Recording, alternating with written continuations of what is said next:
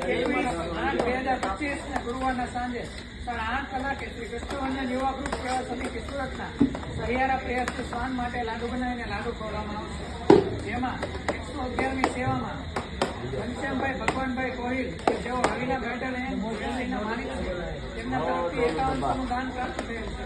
આ ઉપરાંત સ્વર્ગસ્થ શિલ્પાબેન અશ્વિનભાઈ સાકરિયા તરફથી 10 ટન ઘઉંની સામગ્રી પ્રાપ્ત થયેલ છે.